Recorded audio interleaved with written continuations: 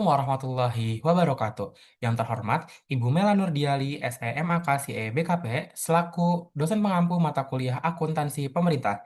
Kami dari kelompok 10 kelas C Praktikum 2 dengan saya Satria Wibisono dengan NIM akhir 057 dibersamai oleh rekan saya Elni Erlina dengan NIM akhir 001 dan juga Anugrah Dwi Putra dengan NIM akhir 138. Pada kesempatan kali ini, kami akan memaparkan terkait dengan Project Based Learning Akuntansi Pemerintah dengan judul Analisis Pengelolaan Belanja Modal pada Satuan Kerja Pemerintah berdasarkan PSAP di BRPA TPP Kementerian Kelautan dan Perikanan Republik Indonesia.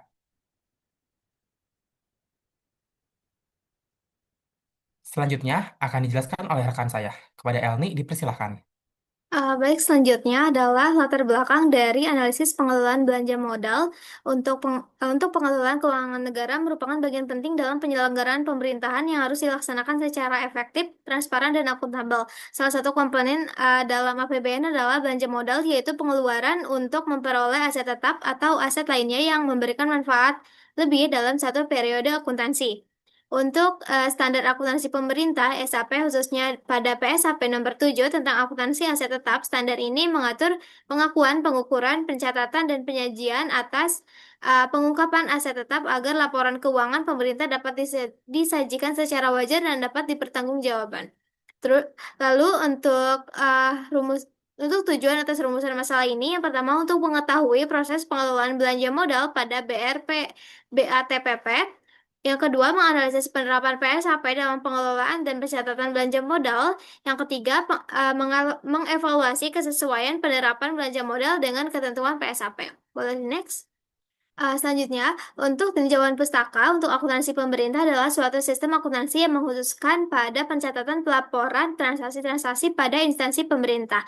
Untuk outputnya, yaitu menyediakan informasi yang akurat dan tepat waktu yang berisi mengenai anggaran dan kinerja keuangan yang dapat digunakan untuk evaluasi kinerja, penentuan otoritas anggaran, dan untuk tujuan akuntabilitas. Selanjutnya, untuk satuan kerja pemerintah atau yang biasa disebut Satkar adalah unit organisasi lini kementerian negara atau lembaga dan atau unit organisasi pemerintah daerah yang melaksanakan kegiatan kementerian negara atau lembaga dan memiliki kewenangan dan tanggung jawab penggunaan anggaran, yang memiliki unit untuk melaksanakan fungsi seperti perencanaan, pelaksanaan, pengawasan, pelaporan, dan akuntansi yang ditetapkan dalam struktur organisasi dan tata kerja. Untuk belanja modal adalah menurut SAP adalah pengeluaran anggaran yang perolehan aset tetap dan aset lainnya memberi manfaat lebih dari satu periode akuntansi. Untuk belanja modal ini meliputi seperti belanja modal untuk perolehan tanah, gedung, dan bangunan,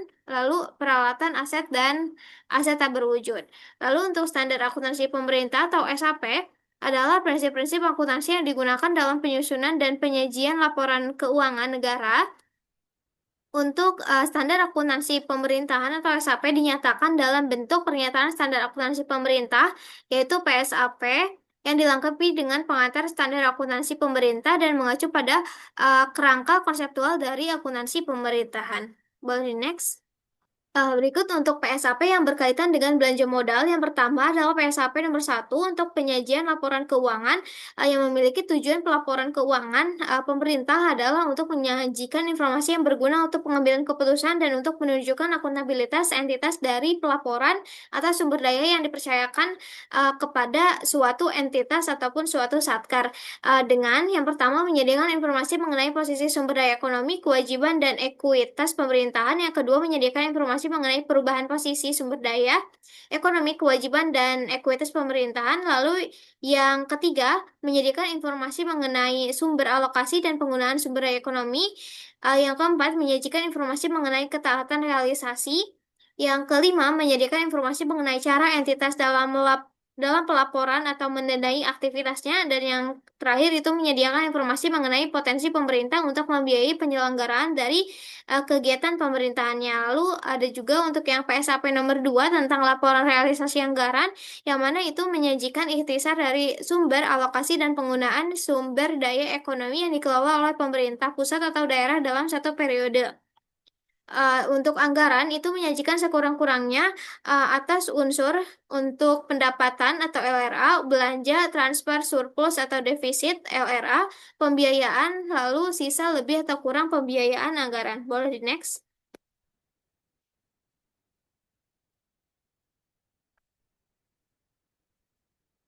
Selanjutnya untuk PSHP yang berkaitan dengan belanja modal adalah PSHP nomor 7 mengenai akuntansi aset tetap, yang mana aset tetap adalah aset berwujud yang mempunyai masa manfaat lebih dari 12 bulan untuk digunakan kegiatan pemerintahan atau dimanfaatkan oleh masyarakat umum.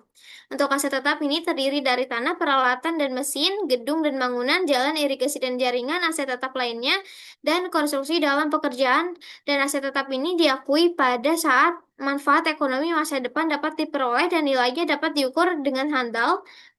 Lalu untuk masa manfaat lebih dari 12 tahun, biaya perolehan diukur dengan andal tidak dimaksudkan untuk dijual dalam operasi normal entitas dan diperoleh atau dibangun dengan maksud untuk digunakan. Lalu untuk PSAP selanjutnya nomor 8 terkait konstruksi dalam pengerjaan atau KDP. Untuk KDP ini adalah aset tetap yang sedang dalam proses pembangunan. Untuk KDP ini mencakup tanah, peralatan dan mesin, gedung dan bangunan, jalan irigasi, jaringan, serta aset tetap lainnya. Yang proses perolehannya atau pembangunannya ini membutuhkan suatu periode dalam waktu tertentu dan belum selesai. Untuk perolehan melalui kontrak konstruksi ini pada umumnya memerlukan suatu periode atau waktu tertentu. Boleh di next?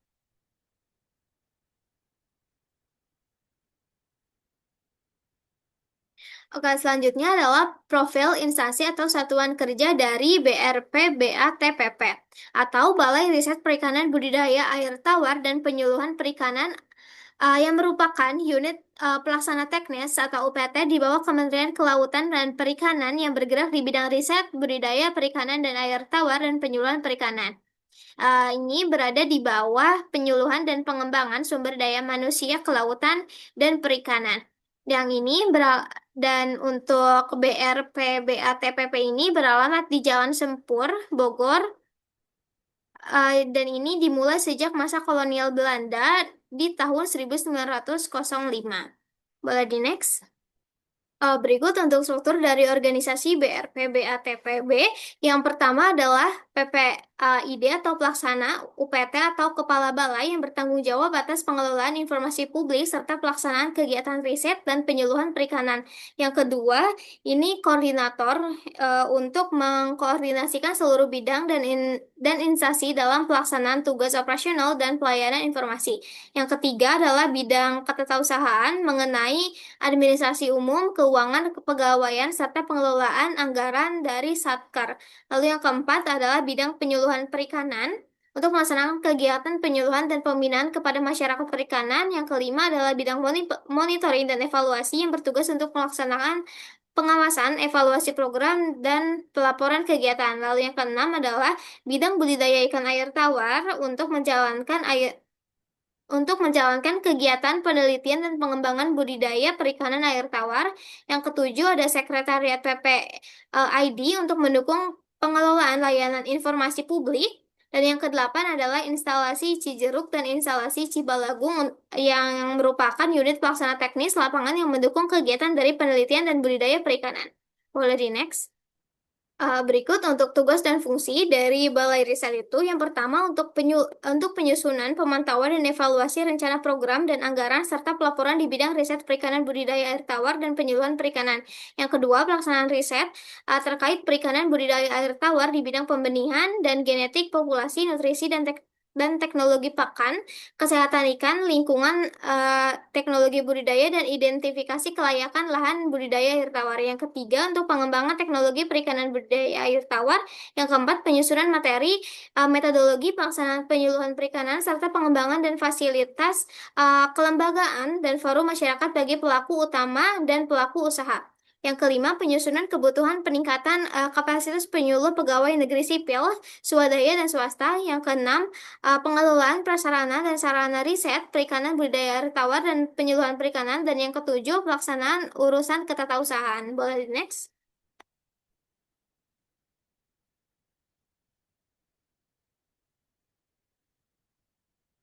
Dan ini merupakan dari kegiatan operasional Balai, mencakup dari program pendidikan dan pelatihan vokasi yang mencakup dari pendampingan dan penyuluhan kelautan dan perikanan kepada kelompok masyarakat, lalu penyediaan peralatan dan mesin, penyuluhan kelautan dan perikanan, lalu sebagai pelaksanaan percontohan penyuluhan atau model pemberdayaan sosial ekonomi masyarakat perikanan, dan program ini mencakup juga pelaksanaan program prioritas pemerintah dalam bidang penyuluhan perikanan. Lalu untuk program dukungan dari manajemen ini, yang ini dilakukan meliputi yang pertama layanan dukungan manajemen internal, yang kedua layanan manajemen SDM internal, yang ketiga layanan manajemen kinerja internal, yang keempat pengelolaan administrasi keuangan, yang kelima pengelolaan aset dan barang milik negara, yang keenam pelaporan dan evaluasi kinerja. Selanjutnya akan dilanjutkan oleh rekan saya. Baik, selanjutnya masuk ke pembahasan terkait perencanaan modal kerja, di mana penyusunan anggaran ini di BP dalam riset air tawar ini ada perencanaan seperti RPJP, RPJM dan juga RKA KL dengan usulan kebutuhan belanja modalnya disusun melalui mekanisme bottom up dan juga disesuaikan dengan pagu anggaran pemerintah. Dan kemudian anggaran yang disetujui juga ditetapkan dalam DIPA sebagai dasar dalam pelaksanaan kegiatan selama 1 tahun anggaran. Dan kemudian dalam penentuan kebutuhan belanja modal BRP BATPP ini dilakukan berdasarkan kebutuhan real satuan kerja yang kayak contohnya dari pengadaan peralatan, renovasi gedung, pengembangan laboratorium, serta dari sarana pendukung dan juga riset penyuluhan. Dan kemudian untuk usulan kebutuhan juga diajukan secara berjenjang melalui eselon 3, eselon 2, sampai eselon 1. Tapi nggak semua usulan ini dapat direalisasikan pada tahun berjalan karena harus disesuaikan dengan pagu anggaran juga, dan juga prioritas nasional dan juga ketentuan kapitalisasi aset sesuai dengan SAP.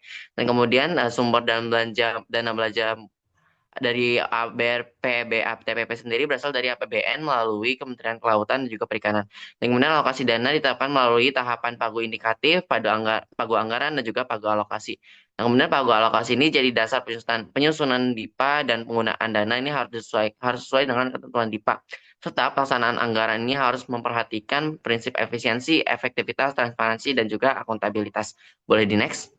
Baik, selanjutnya dalam pelaksanaan belanja modal, di mana yang pertama ada mekanisme pengadaan barang atau jasa, di mana pelaksanaan belanja modal ini diawali dengan pengadaan barang dan jasa sesuai dengan ketentuan LKPP, serta lingkungan KKP.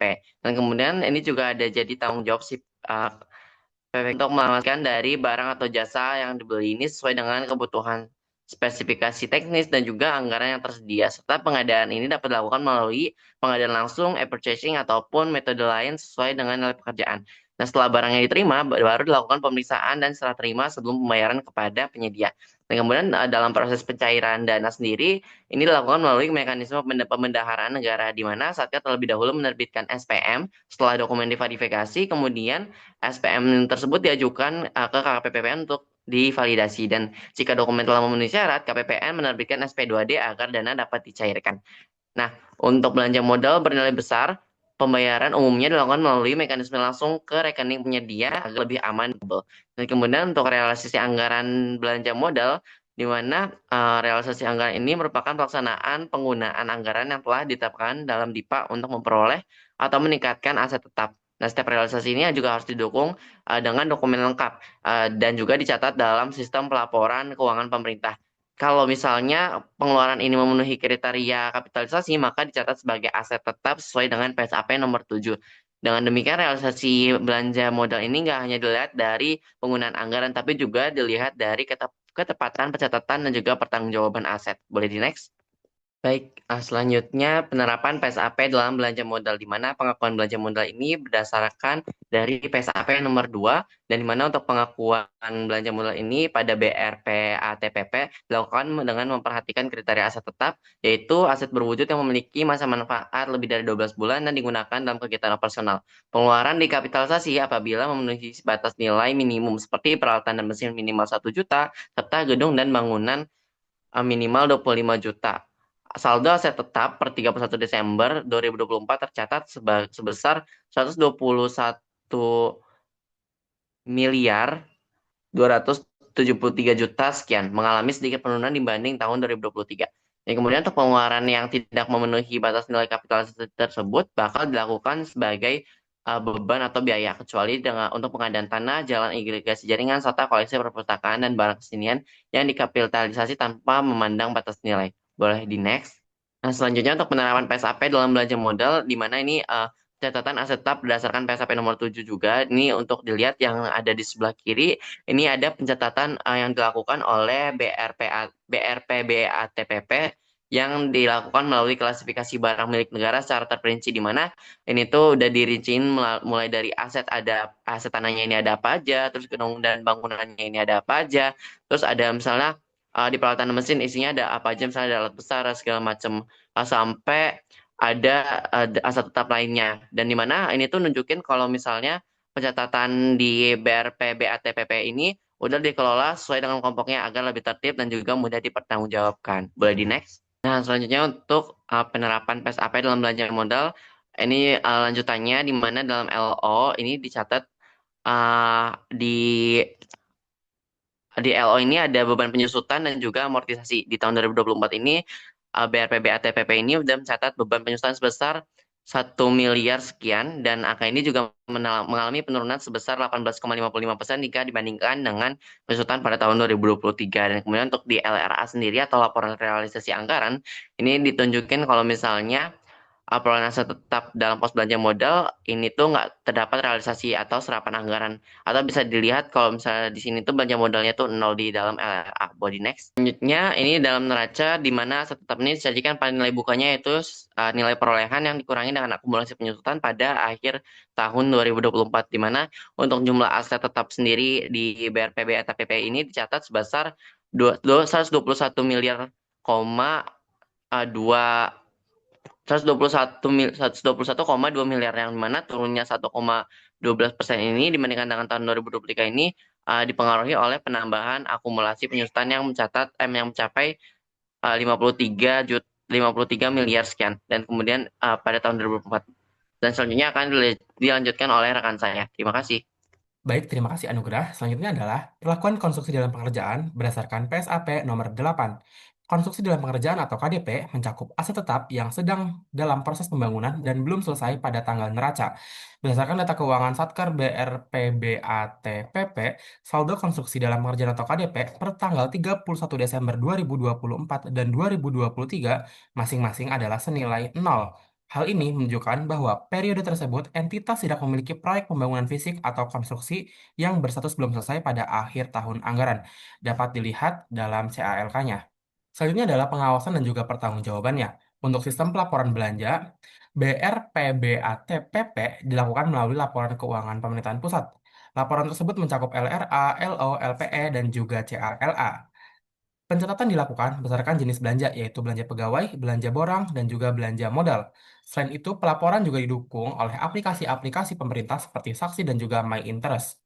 Lalu, untuk audit internal dilakukan oleh Inspektorat atau Ikjen KPP untuk menilai kepatuhan, pengendalian internal, dan juga tindak lanjut hasil pengawasan. Melakukan audit kinerja dan juga keuangan untuk menilai keandalan laporan, memastikan kepatuhan terhadap regulasi, serta mengevaluasi efektivitas program di berbagai unit kerja dan juga UPT Kementerian Kelautan dan juga Perikanan. Body next. Jika sebelumnya ada audit internal, saat ini adalah audit eksternal. Audit eksternal dilakukan oleh BPK atau Badan Pemeriksa Keuangan untuk menilai kewajaran laporan keuangan dan juga kepatuhan terhadap peraturan. Pada tahun 2024, tidak terdapat temuan BPK terhadap laporan keuangan BRPBATPP, sehingga administrasi keuangan Satker dinilai cukup bagus dan juga baik. BPK RI berwenang memeriksa keseluruhan pengelolaan dan juga tanggung jawab keuangan negara. Hasil akhirnya berupa opini atas laporan keuangan atau kementerian lembaga seperti wajar tanpa pengecualian. Selanjutnya adalah pertanggungjawaban keuangan. Pertanggungjawaban keuangan BRPBATPP dilakukan melalui penyusunan laporan keuangan, dan laporan keuangan disusun berdasarkan kegiatannya. Pertanggungjawaban tersebut mencakup penggunaan anggaran, pencapaian output, pengelolaan kas PNBP, perpajakan, dan pencatatan barang milik negara atau BMN. Dengan demikian, pertanggungjawaban tidak hanya berkaitan dengan penggunaan dana, tetapi juga berkaitan dengan capaian kegiatan dan juga pengelolaan aset yang ada. Boleh di next. Yang terakhir adalah kendala dalam pengelolaan belanja modal. Kendalanya adalah Pengelolaan belanja modal BRPBA TPP mengalami beberapa kendala karena belanja modal berkaitan dengan kebutuhan aset tetap yang masa manfaatnya secara jangka panjang. Kebutuhan tersebut dapat berupa sarana riset, laboratorium, peralatan penyuluhan gedung, jaringan, dan juga fasilitas pendukung kegiatan perikanan budidaya air tawar. Untuk hambatannya tersendiri, karena adanya perubahan kebutuhan dan prioritas anggaran selama tahun berjalan, pada tahun 2024, BRPBATPP melakukan 13 kali revisi DIPA. Revisi ini menunjukkan bahwa perencanaan anggaran harus menyesuaikan kebijakan kementerian, kebutuhan operasional, pemutakhiran POK, pemanfaatan PNBP, dan juga tambahan belanja pegawai. Untuk kendalanya, adanya blokir anggaran pada sebagian kegiatan melalui kebijakan automatic adjustment. Akibatnya, kegiatan yang sudah direncanakan tidak seluruhnya dapat dilaksanakan pada tahun berjalan.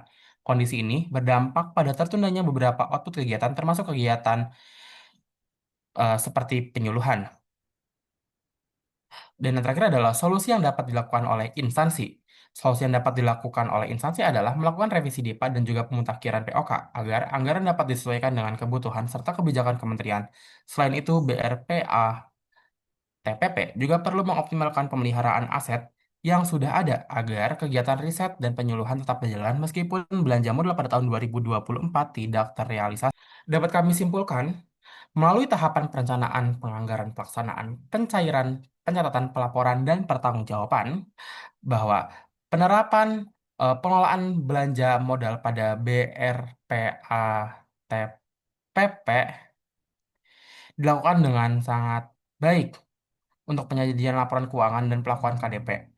Namun pada tahun 2024, belanja modal tidak terrealisasi sehingga Satker lebih berfokus pada belanja pegawai, belanja barang, dan pemanfaatan aset yang sudah ada. Untuk sarannya, instansi sebaiknya meningkatkan ketepatan perencanaan belanja modal dengan menyusun daftar kebutuhan aset berdasarkan prioritas kegiatan riset, penyuluhan, dan dukungan manajemen. Koordinasi antar bagian perencanaan, keuangan, pengelolaan, dan pelaksanaan kegiatan juga perlu diperkuat agar pengelolaan belanja modal lebih tepat sasaran, tertib, dan dapat dipertanggungjawabkan. Sekian pemaparan dari kelompok kami, kurang lebihnya mohon maaf. Terima kasih Bu Mela atas perhatiannya. Wallahu muwaffiq ila aqwamit thoriq. Bila taufiq wal hidayah. Assalamualaikum warahmatullahi wabarakatuh.